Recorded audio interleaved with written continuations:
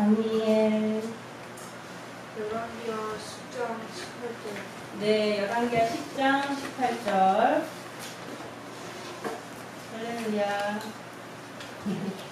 준비 미리 했어요? 18절로 29절까지 교독하시는데요.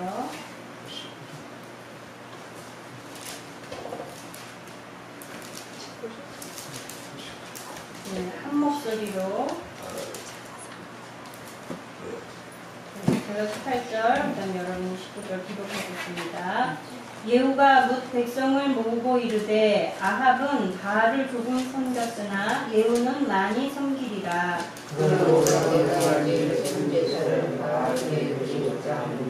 바알의 모든 선지자와 모든 섬기는 자와 모든 제사장들을 하나도 빠지지 말고 불러 내게로 나오게 하라. 부르지 아니하는 자는 살리지 아니하리니 이는 예후가 바알 섬기는 자를 멸하려 하여 그 대회를 했습니다. 예후가 바알을 위하는 대회를 거룩히 열람해 드디어 공포하였더라. 예후가 온 이스라엘의 대도들의 무릎 바알을 섬기는 자는 하나도 빠진 것 없이 다 이르렀고 우리가 바알의 땅에 들어가면 이편부터 저편까지 가득하였더라.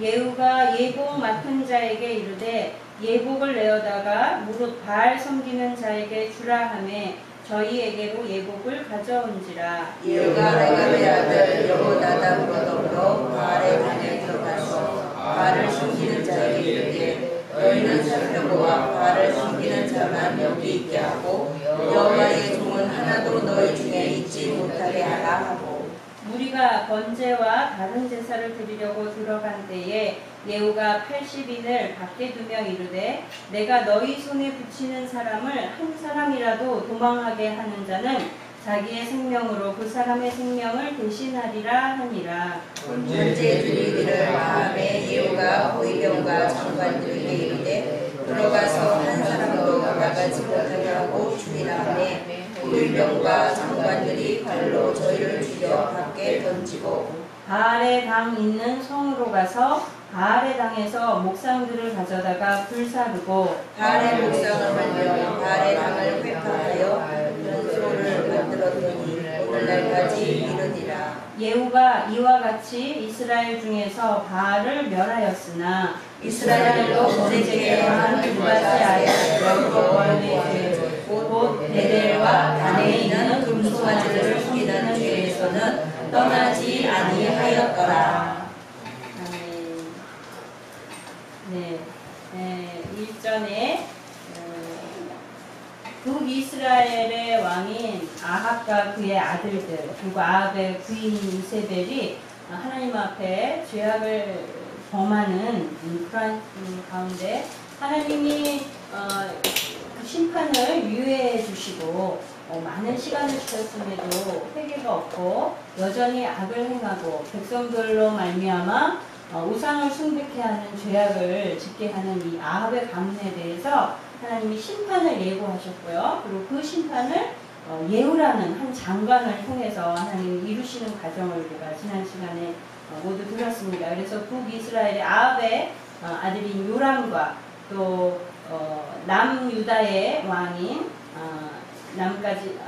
여호사밧까지 모두 다 죽임을 당하고 이제 또 그 자손들도 모두 다 멸절하고 오늘은 이제 이 바알의 신을 섬기는 제사장들과 바알의 신당을 제거하는 과정을 우리가 보고 있는데요. 이 예후는 어떻게 보면 이 북이스라엘 역사상에서 가장 큰 업적을 남겼다고 볼 수가 있죠. 이렇게 이런 대대적인 이런 종교적인 청소 작업을 한 인물이 별로 이렇게 많지 않은데 이렇게 바알 숭배에 대해서 많은 척결을 했지만 그렇지만 마지막에 잘못한 것은 여전히 그도 동일하게 금송아지를 숭배한 잘못을 그대로 행했다는 그런 안타까운 내용이 있고요. 오늘 그렇지만 하나님께서 그의 그 바알 제단과 바알의 제사장들을 파한 것에 대한 그 업적을 하나님이 인정해 주셔서 그의 자손 4대에 이르러서 약 한 90년 정도 되어 90여 년 동안 그의 후손들이 나라를 통치할 수 있도록 하나님이 축복을 베풀어 주셨습니다. 예, 우리 18절부터 우리 한번 자세히 살펴보면요. 예후가 백성을 모으고 이르되 아합은 바알을 조금 섬겼으나 예후는 많이 섬기리라. 사람들에게 이제 공표를 하는 거죠. 그래서 이전에는 이제 아합의 왕가를 척결하는 그 하나님의 그 심판을 행했다면 이제는 왕으로서 이 바알 숭배 정책에 대한 그러한 척결을 지금 단행을 시작하는 거죠. 그런데 이 중대한 일에 있어서 지금 시작하는 모양새가 조금 껄끄러워요. 왜냐하면 이 바알 숭배를 척결한다는 건 굉장히 큰 의미가 있고 중요한 것인데 좋은 뜻이죠. 그죠? 하나님이 기뻐하시는 일이고 선한 일임이 분명한데 지금 그 시작을 뭐로 하냐면 거짓으로 지금 시작하고 있어요. 그러니까 그래도 뭐 어쨌든 이 하나님이 미워하시는 우상 숭배를 없애는 데 있어서는 하나의 좋은 수단으로 지금 사용하니까 이렇게 좀 강경한 모습이긴 하지만 이 거짓으로 시작한다고 해서 그렇게 나쁜 거라고 생각하지 않을 수가 있죠. 그죠? 그러나 하나님 앞에서 성경의 어느 군데에서도 목적이 선하다고 해서 이 과정과 모든 내용들이 이렇게 거짓이나 잘못된 것들이 들어있는 것을 다르지 않은 것을 성경에서는 옳다고 여기지 않는 걸 우리가 많이 볼 수가 있어요. 예. 그래서 예를 들면은 지금 뭐 우리가 자주 하는 얘기지만 성경을 보기 위해서 촛불을 훔치는 것 같은 그런 모양새가 되는 거죠.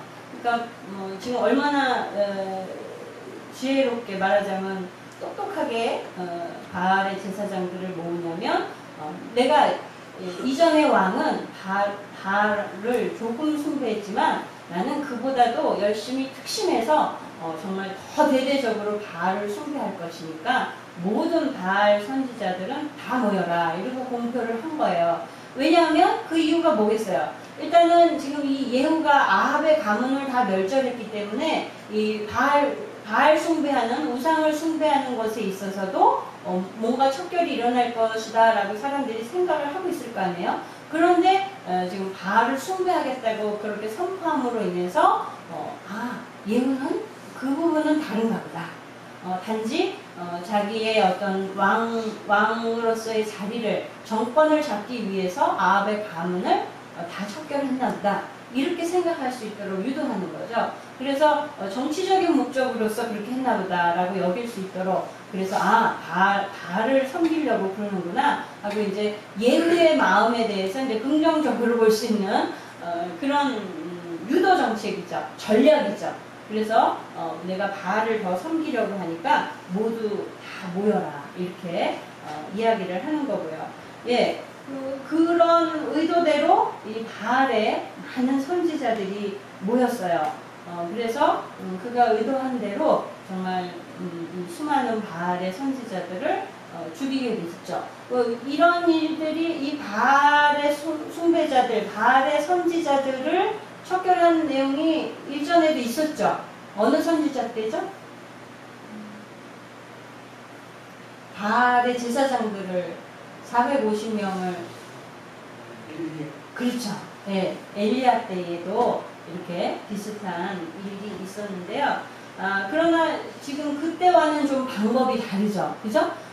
엘리야 때는 엘리야가 그 당시에 이세벨의 그 살기가 얼마나 등등했어요. 그리고 그는 쫓기는 신세였음에도 불구하고 엘리야는 하나님 앞에 당당하고 또 바알의 그 숭배자들 앞에 아주 당당한 모습으로 하나님의 선지자의 모습으로 권위 있게 그 앞에 나아가서 그 산에서 그들을 모으고 거기서 아주 정정당당하게 대결을 펼친 거잖아요. 그래서 자기는 비록 혼자 섰었지만 그리고 450여 명의 그 바알의 선지자들하고 1대 450으로 겨뤄야만 하는 그런 열악한 상황이긴 했지만 엘리야 선지자는 아주 당당했죠. 그죠? 네, 하나님의 권위를 가지고 정당한 방법으로 우리가 대결을 하자. 이렇게 아주 정정당당한 모습을 보였던 거에 비해서 오늘 예후의 이 모습은 물론 그 좋은 결과적으로 내용을 본다면은 결과적으로는 성과는 오히려 예후가 더 성과적으로는 좋은 결과를 냈다고 볼 수가 있죠. 엘리야 때에 450명의 선지자를 척결했지만 지금 이때에 또다시 이렇게 많이 불어난 이 바알 선지자들을 볼 때에는 그 당시에 완전히 척결됐다고 볼 수가 없는 거예요. 그죠? 그런데 지금 예후의 꾀대로 이렇게 자기가 바알을 숭배하겠다고 하고서 선지자들을 모았더니 어마어마한 무리가 가득 채워서 그 바알의 당에 성전에 가득 채웠다고 그랬거든요. 그러니까 결과적으로는 예후가 더 확실하게 자기의 목적을 다 이루고 좋은 결과를 냈다라고 볼 수는 있지만 그렇다면 하나님은 성경에서는 이러한 과정에 대해서 어떻게 생각하시나 우리가 성경을 통해서 봐야 되겠죠. 예수님은 마태복음 우리 7장 22절 찾아볼까요?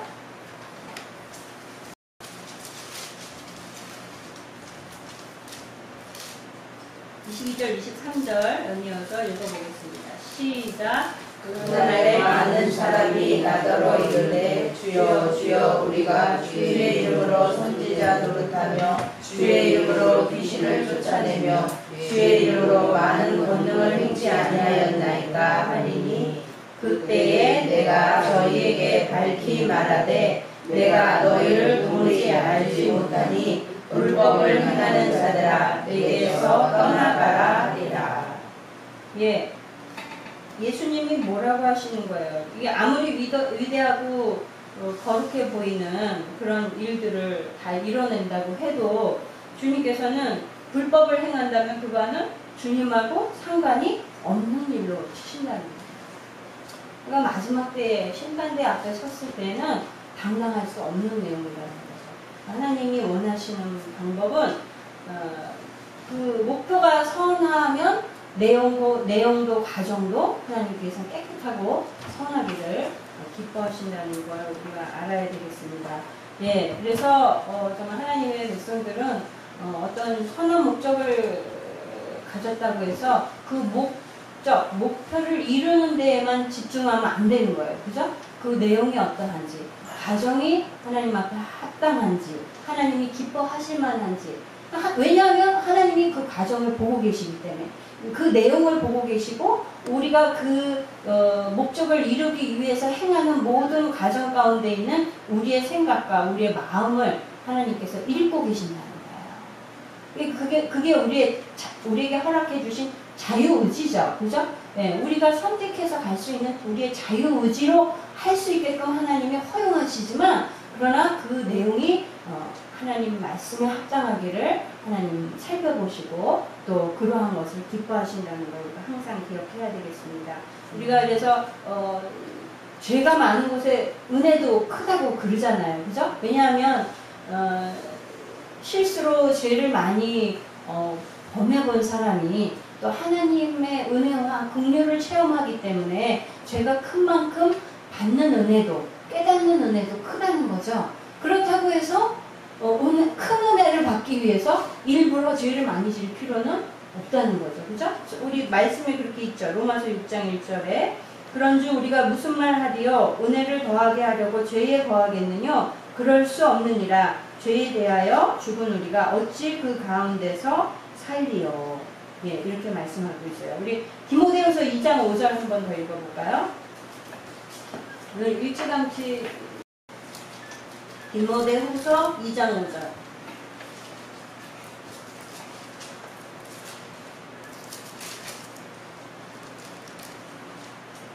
네, 시작. 경계하는 자가 법대로 경계하지 아니하면 멸류관을 얻지 못할 것이며. 예, 세상 법도 이렇잖아요. 그죠? 세상 법도 법대로 정말 정당하게 하지 않으면 상을 얻지 못하잖아요. 하물며 하나님 나라는 어떻겠어요? 예, 이 21절을 볼까요? 21절을 보면요. 예후가 온 이스라엘에 두루 보내었더니 무릇 바알을 섬기는 사람이 하나도 빠진 자가 없이 다 이르렀고 무리가 바알의 땅에 들어가매 이편부터 저편까지 가득하였더라. 이 이세벨이 이 바알 숭배 정책을 펼쳤기 때문에 아마도 그 신당의 규모는 굉장히 컸을 거라고 생각이 들어요. 의리의리했을 텐데 그 성전에 아주 그득하게 꽉꽉 메웠다는 거죠. 삐져나갈 정도로 그렇게 아주 가득 채운 무리들이 어디서 이런 무리가 도대체 모였을까요? 엘리야가 척결한 지 그렇게 오래 지나지 않았거든요. 그리고 이 일전에 요람도 사실은 바알의 당을 폭파했어요. 그죠? 예, 선지자를 뭐 다 척결하진 않았지만 이 바알의 당을 신당들을 제거하는 작업을 요람도 좀 흉내를 냈다고요. 어쨌든 그랬었는데 지금 또다시 불러 모아 보니까 어마어마하더라는 거죠.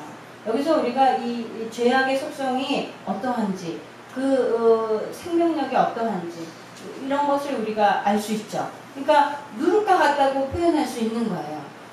우리 비가 지금 왔는데요. 우후죽순이라는 말이 있죠. 비 온 뒤에 죽순이 그렇게 잘 자란다면서요. 예, 그런 의미인데 지금 그거보다 더한 거예요. 이런 상황은 살펴보면 아주 작은 씨같이 있는 그 존재들이 정말 급속도로 또 퍼졌다는 거거든요. 그러니까 이미 만연해 있던 바알 숭배 사상이었지만 그러나 많은 여러 차례의 그런 바알의 당을 해체하고 선지자들을 멸하고 이런 과정이 있었는데도 불구하고 또다시 이 전을 가득 메울 만한 그런 무리가 모였다는 것은 이 우상 숭배라는 죄 이런 그걸 포함한 모든 죄라는 속성들이 이렇게 조그만 여지만 있어도 급속도로 누룩과 같이 퍼지는 그런 생명력이 있다는 것을 우리가 알 수 있습니다. 그러면 이런 죄의 성질을 아는 우리는 성경에서도 누누이 강조하시지만 그런 여지를 조금이라도 내비두면 안 되겠죠. 죄의 속성이 이렇다는 것을 알기 때문에 우리는 죄의 모양이라도 흉내내면 안 되고 죄의 어떠한 작은 부분이라도 우리 속에 남겨둬서는 안 되겠습니다. 그래서 데살로니가전서 5장 22절에 악은 뭐라도 버리라 모양이라도 버리라. 흉내도 내지 말아라 이거죠. 예, 우리가 흔히 이렇게 습관처럼 행하는 작은 말버릇이라도 선한 거짓말이라 하는 그 화이트 거짓말이라는 것도 할 수 있으면 하지 말아야 되죠. 우리가 아주 정말 기억하면서 이것을 다 행하기는 쉽지 않더라도 그런 노력이 있어야겠어요. 그런데 많은 크리스천들 중에서도요, 이런 뭐 농담처럼 조크로 재미로 그냥 쉽게 거짓말하는 사람들이 많이 있어요. 그리고 그 상황에서 그냥 거짓말이 그냥 입에 그냥 일상화돼 있어서 그런 거에 대한 죄의식은 전혀 없는 그런 크리스천들도 많이 있거든요. 근데 성경에서는 그런 것조차도 그것이 좋지 않다. 왜? 그것이 하나의 죄악의 뿌리가 되어져서 많은 죄를 번질 수 있는 그런 요소가 되기 때문이죠.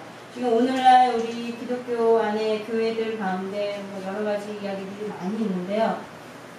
그렇게 시끄럽고 여러 가지 정말 본이 되어지지 못해서 사람들로부터 때로는 지탄을 받기도 하는 그런 요소들이 바로 우리 성도들이 세상에서 사는 것과 이 크리스찬이라는 것의 차이가 단지 주일날 와서 예배드리고 헌금 드리는 거 말고는 다른 모양새가 없는 게 많은 거예요. 쉽게 말하면 세상 사람인지 예수 믿는 사람인지 구별하는 방법이 교회 가고 교회 안 가고 헌금하고 안 하고 이거 말고는 별로 없다는 거예요. 무슨 말이에요? 그러니까 내용적인 면에서는 소갈맹이는 진정한 크리스천이 아니라는 거죠. 단지 주일날 교회만 왔다 갔다 하고 하나님 앞에 헌금 드리고 11조하고 요것만 다르다는 거예요. 그래서는 진정한 크리스천이라고 할 수가 없죠. 그렇기 때문에 오늘날 사회에서 많은 문제들이 있고 사회로부터 정말 지탄받는 내용들이 바로 원인이 거기에 있다고 생각이 들어요. 그렇다면 우리는 그러면 어떻게 우리가 온전해질 수 있겠어요? 그러기 어렵죠. 그러나 우리가 말씀 앞에 정말 경고히 서기 위해서 날마다 자기 자신을 돌아보고 말씀에 합당한 생활을 하는지를 우리가 살피면서 날마다 회개하고 또 하나님이 우리를 그러한 모든 악한 가운데서 우리를 정결케 해주시기를 또 성령께서 날마다 우리를 이끌어 주시기를 섬세하게 살피는 크리스찬이 되어져야겠습니다. 네, 22절에 보면 이제 예후가 예복 맡은 사람한테 그들에게 바알 섬기는 자들에게 예복을 주라고 해요. 네, 그래서 예복을 저희들에게 가져다 줬거든요. 그래서 바알 선지자들은 다 지금 예복을 입은 거죠. 바알의 그 예복을 입었는데요. 이렇게 한 거는 이제 정말 이 예복이라는 거는 존중하는 의미가 있잖아요. 그죠? 목사님도 우리 특별한 날은 예복을 입으시죠. 그죠? 네, 그래서 성찬이 있는 날이나 성례가 있는 날이나 이런 때는 입으시는데 그 어떤 좀 더 예를 바치고 좀 더 그 행사를 진지하게 행할 때 이렇게 예복을 차려 입는데요. 지금 이 예후가 이렇게 한 거는 하나의 의미는 내가 그만큼 당신들을 구별했어, 존중하고 있어라는 그런 신뢰를 주기 위한 거고, 또 하나는 지금 하나님의 사랑과 바알 숭배자들을 구별하기 위한 거죠. 그래서 바알을 섬기는 자들을 나중에 척결하기 위해서 이렇게 구별하는 그런 목적으로 지금 예복을 준 거예요. 이 예복이라는 것 자체가 굉장히 존귀하고 중요한 의미로서 사용하는 건데, 오늘 이렇게 예복으로서 구별하는 것은 이 마지막 때의 한 예표죠. 그래서 마지막 때의 심판의 날에 오늘 우리가 요한계시록 14장에 읽었는데 천사들이 정말 그 낫을 휘둘러서 하나님의 사람들과 구별하는 가라지들을 거두는 그러한 내용들이 나오거든요. 그것과 같이 구별해서 마지막 심판대 앞에서 하나님의 백성과 하나님의 백성이 아닌 자들, 알곡과 쭉정이들, 그리고 예를 들면 양과 염소들을 구별해서 심판하기 위한 그러한 내용이 바로 이 예복을 입히는 내용과 같다고 우리가 생각할 수 있겠어요. 이 예복이다 그러면 옷이잖아요. 그죠? 지금 이들은 나름대로 거룩한 옷이라고 하고 바알의 예복을 구별해서 입었는데요. 우리 한번 말씀도 찾아볼까요? 갈라디아서 3장 27절. 바알의 예복을 입었듯이 우리 성도들도 입어야 하는 옷이 있어요. 이게 뭔지 몇 장이요? 갈라디아 3장 27절.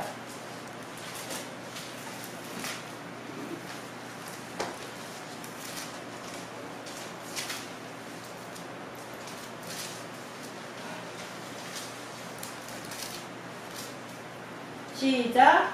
누구든지 그리스도와 합하여 세례를 받은 자는 그리스도로 옷 입었느니라. 네. 무슨 옷을 입으라고요? 그리스도로 옷 입으래요. 그리스도로 옷을 입으래요. 로마서 13장 14절에 오직 주 예수 그리스도로 옷 입고 정욕을 위하여 육신의 일을 도모하지 말라 이렇게 말씀했고요. 그러니까 그 예수 그리스도로 옷 입는다. 이거는 예수 그리스도의 업적이나 예수 그리스도의 성품이나 예수 그리스도의 언행이나 또 예수 그리스도의 마음이나 이런 것들로서 옷 입으라는 거잖아요. 그런 것들을 소유하라는 것이잖아요. 그죠? 그렇게 할 때에 정말 예수 그리스도로 덧입고 예수 그리스도와 믿음으로 하나가 되어서 연합되어지는 것이 바로 그리스도로 옷 입는다고 할 수 있는데, 그러면 그리스도로 성도들이 옷을 입게 된다면, 그리스도와 이렇게 연합해서 믿음으로 하나가 된다면 어떤 일이 일어날까요? 자, 예복, 옷이다 하는 거는 특히나 우리 대한민국에서는 이 의복에 굉장히 신경을 쓰잖아요. 또 뭐 외국의 유명한 디자이너들이 한국에 와서 한국 사람들 길거리에 옷 입고 다니는 거 보면 깜짝깜짝 놀란다고 그래요. 예, 그런 잘 이해는 우리는 안 되지만 어쨌든 그들이 보기엔 그런가 봐요.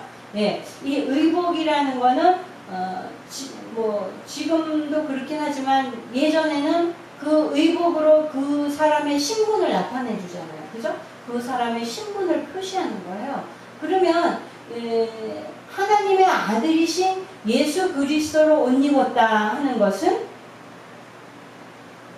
그 사람의 신분이 하나님의 아들의 자격이 된다는 거예요.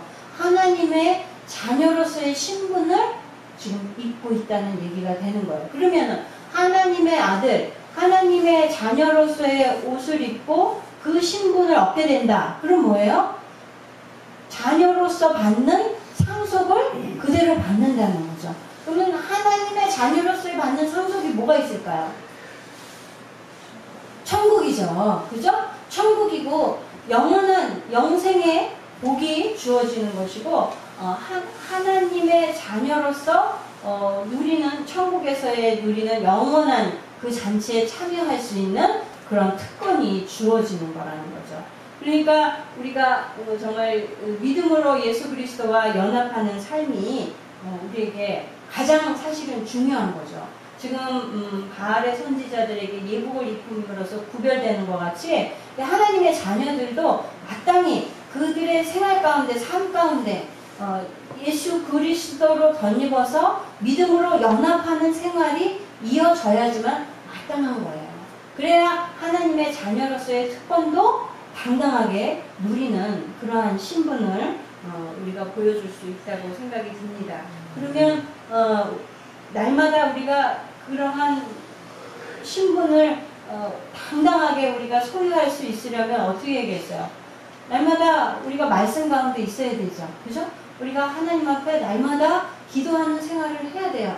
네, 이런 걸 경건의 훈련이라고 그러죠. 네, 우리가 특별히 새벽 예배도 우리가 그렇게 길게 드리진 못하지만 짧은 시간이라도 나와서 하나님 앞에 잠깐이라도 예배드리고 나를 다시 한번 하나님 앞에 이렇게 소통하는 그런 시간을 갖는 거죠. 그리고 내게 원하시는 것이 오늘 내게 하나님이 원하시는 것이 무엇인가를 하나님 앞에 여쭈을 수 있는 그래서 그것을 하나님의 뜻을 살필 수 있는 그런 시간을 갖는 거예요. 여러분 가운데도 그렇게 특별히 시간을 그 정해진 시간에 함께 하지 못한다 할지라도 하루 가운데 여러분이 주님 앞에 이렇게 소통하고 자기 자신을 하나님 앞에 내어드리고 하나님의 뜻을 살필 수 있는 그런 시간들을 반드시 가지셔야 돼요.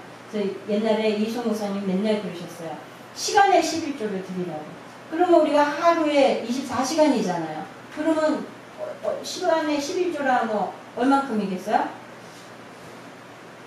최소 2시간 이상은 드려야 되죠. 그죠? 근데 우리가 하나님 앞에 소통하기 위해서 여러분이 2시간 이상을 드릴 수 있나요? 드리나요? 여러분 핸드폰 가지고 저기 B2B나 뭐예요? 우리 별이 좋아하는 거 방탄소년단 음악 들을 땐 2시간도 모자라죠? 그죠? 예. 우리 하람이 막 샤워하면서 막 틀어놓고 막 샤워해요. 그게 그렇게 좋구나? 난 잘 모르겠어요. 세대 차이 느껴지는데 예, 여러분이 그런 것들에 마음을 쏟는다는 건 좋아하니까 그러죠. 그런데요, 여러분 그것보다도 더 사실은 여러분의 마음을 모으고 더 사모하는 마음을 가져야 할 대상이 하나님이신 거예요. 예수 그리스도신 거예요. 왜요? 우리 생명의 근원이시고 우리가 소유하게 될 천국의 주인이신 분이거든요. 우리가 그곳에 가게 되는 거예요. 그곳의 백성이 되고 그분의 자녀들인 거예요. 그죠? 그러면 여러분의 시간을 구별해서 시간의 11조를 드리는 게 아깝지 않을 거예요. 그죠? 새벽 예배 시간에 참석 못하더라도 여러분 짬짬이 각자 일터에서든 학교에서든 또 집에서 쉬는 시간이든 잠자기 전에든 아침에 일어나서 바로든 이렇게 정해진 시간에 여러분이 그러한 시간을 갖기를 바랍니다. 네. 네, 우리 마태복음 3장 12절 한번 읽어봅시다.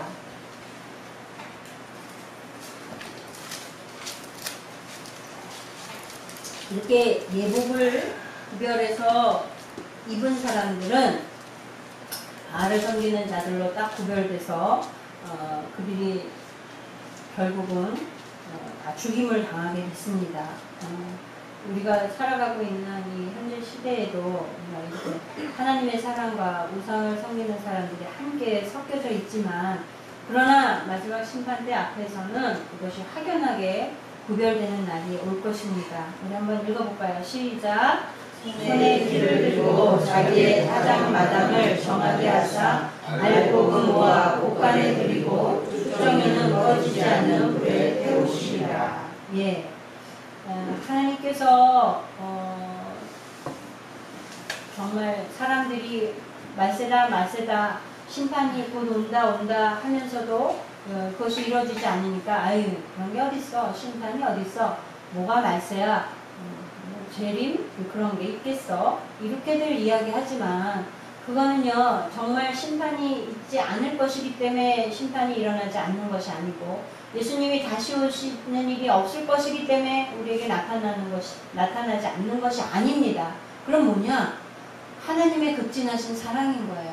하나님의 심판의 날을 정말 많은 사람들이 그 심판을 당하지 않도록 하시기 위한 하나님의 긍휼이고 사랑이고 기다려주시는 은혜인 거죠. 그러나 사람들은 그것을 오해하고 하나님을 오해하고 하나님을 믿으려 하지 않고 정말 그분의 사랑을 받아들이지 않는데 문제가 있습니다. 그러나 반드시 그날은 온다고 주의 말씀에 기록되어져 있고, 성경의 모든 기록들은 정말 거의 대부분이 다 그 말씀대로 다 이루어졌다는 것을 우리가 지혜롭게 알아야 되겠습니다. 마태복음 25장 32절 33절 읽어보겠습니다.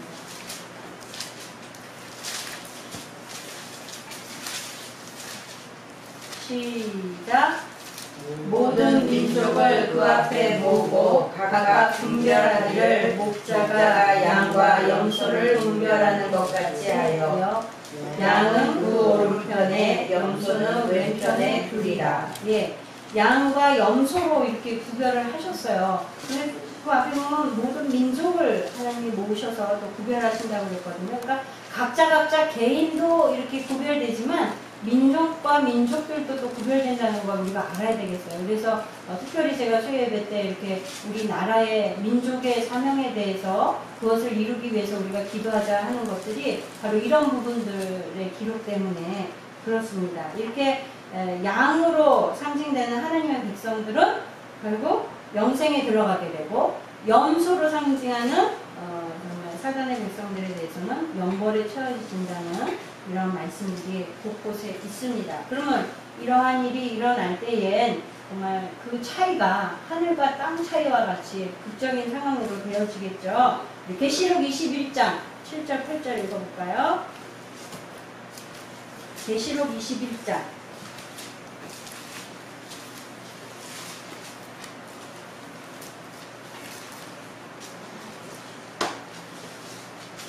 7절 8절 시작. 이기는 자는 이것들을 유업으로 얻으리라. 나는 저의 하나님이 되고 그는 내 아들이 되리라. 그러나 두려워하는 자들과 믿지 아니하는 자들과 흉악한 자들과 살인자들과 행음하는 술객들과 우상 숭배자들과 모든 거짓말하는 자들은 불과 유황으로 사는 곳에 참여하리니 이것이 둘째 사망이라. 하나님이 공의의 하나님이시기 때문에 이러한 하나님의 법에, 하나님의 선에 합당치 아니하면 하나님의 심판 앞에 빠질 수밖에 없는 거예요. 그러나 하나님께서 이것들을 면할 수 있는 방법을 우리에게 주셨죠. 당신의 아들이신 예수 그리스도를 우리에게 보내주셨고, 우리의 모든 죄를 담당시키셔서 대신 죽게 하시고 우리들로 하여금 구원받을 기회를 허락해 주신 거예요. 자, 생각해 보세요. 조물주께서 창조주인 하나님의 자녀가 되는 그런 특권을 어떻게 우리가 얻을 수 있는, 우리가 그런 자격이 뭐가 있겠어요? 우리에게 선한 것이 많습니까? 우리에게 많은 능력이 있습니까? 무엇으로 우리가 하나님의 자녀라는 그러한 신분을 얻을 수 있겠어요? 우리에게 거저 주시는 은혜고 특별한 사랑이죠. 그죠? 네, 우리가 하나님이 그러한 기회를 우리에게 주실 때에 지혜롭게 하나님의 자녀 될 수 있는 사람들이 되기를 바랍니다. 네, 정말 우리가 우상이 어떤 건지 올바르게 안다면 그걸 섬길 수가 없죠. 지금 이 바알의 우상들, 아세라의 목상들 이런 것들은요, 우리 인간들이, 우리 성경에 나오듯이 인간들이 우리 몸을 따뜻하기 위해서 나무를 떼고 또 견고한 집을 짓기 위해서 그 돌들을 정으로 쳐서 조각을 내서 자기를 위한 집을 짓고 그러던 재료들이에요. 그런 재료들을 쓰고 남는 것을 가지고 뭐를 만들어요? 우상을 만들어서 그것들 앞에 절하고 마치 살아있는 신처럼 섬긴다는 게 얼마나 어리석은 일이에요. 그죠? 네, 우리 인간들을 위해서 하나님이 필요한데 쓰도록 허락해 주신 그러한 피조물들인데 그러한 재료들을 가지고 그것이 나의 신이냐, 나를 주관하는 것이냐, 역으로 그것들을 섬긴다는 게 아주 미련하기 짝이 없는 거죠. 하나님은 우리가 그것들을 다스리라고 주셨지 그것들을 섬기라고 주신 내용이 아니거든요. 그러나 이것이 얼마나 어리석은 거예요. 우리 성경에는 없지만 그런 이야기가 있어요. 아브라함의 아버지 데라가 우상을 만드는 자였잖아요. 그죠? 우상을 조각하는 자였는데 어느 날 이 데라가 집을 비웠어요. 그러니까 아브라함이 작은 우상을 때려 부셔놨어요. 때려 부시고서는 새망치를 큰 우상 손에다 이렇게 딱 꼽아놨어요. 아버지가 딱 며칠 있다 들어오니까 작은 우상이 다 부서져 있죠. 이거 어느 놈이 그런 거야? 그러고 야단을 치니까 아브라함이 천연덕스럽게 아버지 이 큰 우상이 작은 우상을 때려 부셨는데요? 이러고 얘기를 한 거예요. 그러니까 데라가 뭐라 그랬냐면 이 나쁜 놈 거짓말하지 마! 이렇게 말한 거죠. 그 우상을 만들고 그것을 팔고 그것을 섬기는 이 아버지 데라조차도 큰 우상이 작은 우상을 때려 부셨다라는 말을 믿지 않는 거죠. 그러면서도 그 목상을 섬기는 거예요. 그 목상을 만들어서 파는 거예요. 얼마나 미련한 일이에요. 네, 이걸 아주 우화적으로 표현해 놨는데요. 인간이 이렇게 우상을 섬긴다는 게 그만큼 미련하다는 걸 얘기해 주고 있다고 생각이 듭니다. 예, 마지막으로 이제 28절, 29절을 보면요. 예후가 이와 같이 이스라엘 중에서 바알을 멸하였으나, 근데 아주 대대적인 이런 종교개혁을 정말 북이스라엘에서 바알 종교를 아주 깨끗하게 제거한 놀라운 일을 해놓은 것을, 그런 놀라운 업적에 대해서 지금 이야기를 하면서, 그러나 29절에 이스라엘로 범죄케 한 느밧의 아들 여로보암의 죄고 베델과 단에 있는 금송아지를 섬기는 죄에선 떠나지 아니하였더라. 이거는 여느 이전의 모든 왕들처럼 그대로 그것을 답습한 거예요. 지금 정말 진정한 종교 정책이었다면, 종교 개혁이었다면 이 금송아지를 숭배하는 것도 없애야 마땅하죠, 예후가. 그런데 왜 금송아지는 여전히 섬기도록 했을까요? 우리 잘 알고 있죠. 북이스라엘 백성들이 남유다의 예루살렘에 여호와 앞에 예배하러 감으로 인해서 정말 사람들의 민심이 자기에게서 남유다의 왕에게로 쏠릴까봐, 그것이 두려워서 그것을 막기 위해서 단과 베델에서 행해지는 금송아지, 이 금송아지가 여호와다라고 섬기게끔 하는 그 우상 숭배는 여전히 내비로 두게 된 거죠. 자기도 거기에 하도록 동참을 한 거죠. 그건 뭐예요? 자기 정권을 유지하기 위한 전략인 거죠. 그러니까 어떻게 보면요, 지금 예후가 하나님의 말씀대로 아합의 가문을 심판하는 것과 또 바알의 우상을 척결한 것이 하나님의 뜻을 이루기 위해서, 하나님의 말씀을 이루기 위해서 한 일이라고만 볼 수는 없는 거죠.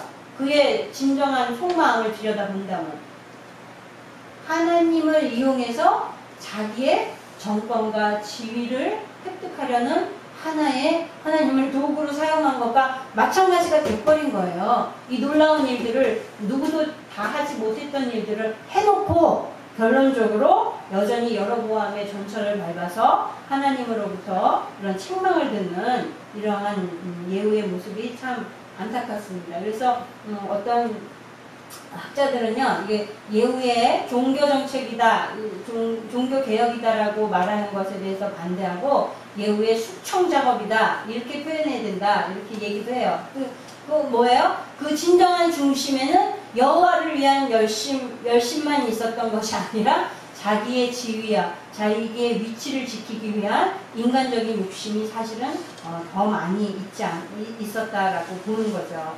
예, 우리가 지금 이 아합의 집을 척결하고, 그러니까 자기가 아닌 다른 사람의 집안이잖아요, 그죠? 예후가 아합의 집을 심판한 건 다른 사람의 잘못된 일을 지금 바로잡는 과정이었어요. 그러나 지금 마지막으로 지금 예후가 보인 모습은요, 남의 눈에 피는 바로잡았지만 자기 속에 있는 들보는 바로잡지 못한 것과 똑같은 결론이 되고 마는 거예요. 그러니까 이게 우리들의 일상적인 대부분의 모습인데요. 남의 잘못이나 남의 죄에 대해서는 아주 그냥 신랄하게 우리가 그것을 비판하고 바로잡으려고 하지만 정작 자기 자신에게 있는 그런 것들에 대해서는 타협하고 변명하고 그러기 쉽다는 거죠. 그게 인간의 본연의 모습인 거예요. 예. 그러나 정말 자기 자신을 더 신랄하게 냉정하게 보지 않으면 결국은 예후와 같은 이런 모습밖에 될 수 없는 거죠. 네, 안타깝지만 정말 우리는 정말 이 세대가 점점 악해져 가고 있고 이 세대의 빛과 소금의 역할을 감당해야 되는 그런 하나님의 자녀로서 또 교회로서 크리스찬으로서의 그런 책임이 있어요. 그죠? 네, 그런 책임을 하기 위해서는 먼저 자기 자신부터 냉정하게 돌아보고 하나님 앞에 경고하고 올바르게 서야지만 그 다음 우리 가정과 이웃과 동네와 학교와 이 나라를 향해서 우리가 이 하나님의 말씀을 바로 전하고 그들을 바른 길로 이끌 수 있는 그러한 리더가 될 수 있는 거죠. 자기 자신에 대해서는 자기의 죄에 대해서는 반대하고 남의 작은 실수에 대해서 냉정한 것은 하나님의 자녀로서 올바른 자세가 아닌 것으로 보입니다. 우리 고린도전서 9장 27절에 내가 내 몸을 쳐 복종하게 함은 내가 남에게 전파한 후에 자기가 도리어 버림이 될까 두려워함이로다. 예, 우리의 책임을 다하는 것도 중요하지만 먼저 자기 자신을 온전하게 돌아볼 수 있는 그런 성도들이 되기를 바랍니다. 네, 오늘 예후가 많은 일들을 행했어요. 그래서 바알의 제사장들을 다 척결하고 그 신전을 변소, 화장실을 만들어서 오늘날까지 이르렀다 그랬죠. 그러니까 이 열왕기 하가 기록되는 시점까지도 계속됐다는 얘기예요. 그러니까 놀라운 일을 한 거죠. 그렇지만 예후가 정말 마땅히 나가서 무릎을 꿇어야 할 대상인 여호와 하나님 앞에 나아가지 못하고 금송아지 앞에 지금 무릎을 꿇고 말았습니다. 예, 뭐가 이렇게 만들었을까요? 자기가 갖고 있는 기득권, 자기의 권리, 지위 이거에 대한 집착 때문에 그 욕심이죠. 이 욕심으로 말미암아 정말 하나님의 말씀을 온전하게 이루지 못하는 이런 안타까운 모습을 봤습니다. 그래서 우리는 하나님 나라와 그 의를 위해서 우리가 가진 세상의 어떤 기득권이나 유리한 것들과 이런 것들이 말씀에 위배된다면 그런 걸 욕심 없이 내려놓고 하나님의 말씀을 우선으로 삼을 수 있는 성도가 되어져야 되겠습니다. 네, 기도하겠습니다. 전능하신 하나님 우리가 오늘날 정말 주의 오신다 한 그날이 임박한 때임을 저희들이 날마다 많은 아버지 난리와 소문들을 들으며 주의 오심을 기다리는 성도로서 살아가고 있는 이때에 하나님 아버지 우리가 우리의 신앙을 바로 세우고 정말 나 자신을 정말 바로 채찍질하여 하나님이 원하시는 귀하고 거룩한 하나님의 자녀로서 오늘도 정결하게 살아가기를 원합니다. 하나님 우리의 연약함을 주님이 아시고 부족함도 주님이 아시온데 하나님 우리 가운데 주의 성령께서 역사하여 주시사 우리로 정말 주님 앞에 지혜를 구할 때에 후히 주신다고 하셨사오니 하나님 주를 아는 지혜를 주시고 또 우리에게 허락하신 이 하나님의 말씀을 아는 지식을 지혜롭게 이 세상 가운데 바로 행하여 나아갈 수 있는 성도로 살게 하여 주시기를 원합니다. 그리하여 정말 주의 나라에 이르르는 거룩한 믿음을 소유하게 하여 주시옵시고 예수 그리스도로 옷 입고 살아가는 귀한 성도로서 남은 3일도 아버지 믿음으로 당당하게 나아가는 하나님의 자녀로 살게 하여 주시옵소서. 예수님의 이름으로 기도드렸습니다. 아멘. 주기도문으로 예배 마칩니다.